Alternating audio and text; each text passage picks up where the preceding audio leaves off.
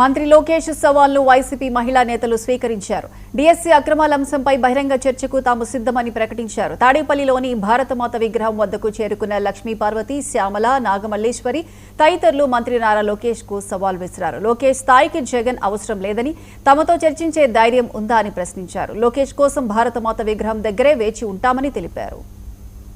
చూసామన్నమాట. ఏంటి మన ప్రస్తుత గౌరవ ముఖ్యమంత్రి చంద్రబాబు నాయుడు గారు, మన పాయకరావుపేట పాపమ్మ, మన హోమ్ మినిస్టర్ గారు మంగళపూడి అనిత గారు, అలాగే మన పీపీపీ పిఠాపురం పీఠాధిపతి పవన్ కళ్యాణ్ గారు, అలాగే మంగళగిరి మాలోకం గారు, మన పేపర్ లీకేజ్ నారా లోకేష్ గారు.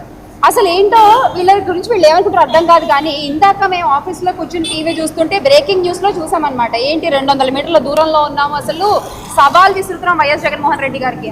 అసలు వైఎస్ జగన్మోహన్ రెడ్డి గారు ప్రెస్ మీట్ పెట్టి అడిగిన డిఎస్సీకి సంబంధించిన ఏ ఒక్క ప్రశ్నకైనా మీ దగ్గర సమాధానం ఉందా? పేపర్ లీకేజ్ లోకేష్ గారు, విద్యాశాఖ మంత్రి గారు, డిఫాక్టో సీఎం, మీ దగ్గర దానికి ఒక్క ప్రశ్న కూడా సమాధానం లేదు. కానీ మీరు ఈ రోజున జగన్మోహన్ రెడ్డి గారికి సవాల్ విసురుతారా? మన ప్రశ్న, అరే బాబు లోకేష్ మా, నీ మాటలు వింటా అంటే నవ్వు వస్తూ ఉందిరా. వచ్చి ఇక్కడ జగన్ గారి మీద ఒక పెద్ద సవాల్ విసిరి వెళ్ళిపోయావు కదా. మహిళల్ని జగన్ గారు అవమానం చేశారా? భారతి గారు చెప్పాలా సమాధానం? ఆయన పిల్లలు చెప్పాలా? మరి మహిళల మీద మీరు ఇప్పటి వరకు చేస్తున్న ట్రోలింగ్స్ మేమందరం కూడా దాంట్లో బాధితులమే కదా. ఇక్కడున్న వాళ్ళందరి మీద మీ ఐటీడీపీలో చేసినటువంటి ఘోరమైన ట్రోలింగ్స్, మా భారతమ్మ మీద చేసినటువంటి, వాళ్ళ పిల్లల మీద చేసినటువంటి వీటి గురించి మాట్లాడరా ముందు. నువ్వు ఎందుకు పనికిరానటువంటి నువ్వు ఈరోజు మీ తండ్రిని అడ్డం పెట్టుకొని ఇష్టం వచ్చినట్టుగా నీచమైనటువంటి ఈ ఐటీడీపీ ద్వారా సోషల్ మీడియాలో విచ్చలవిడిగా మహిళల మీద నడుపుతూ మీ హోంమంత్రిని ఏదో అన్నారంట. మీ హోంమంత్రి ఏ ఒక్క కేసు అయినా పట్టించుకుంటా ఉందా?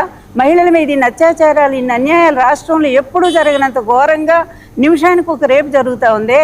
మరి అట్లాంటి వాడిని గురించి మీ హోమ్ మినిస్టర్ ఒక్కసారైనా స్పందించారా?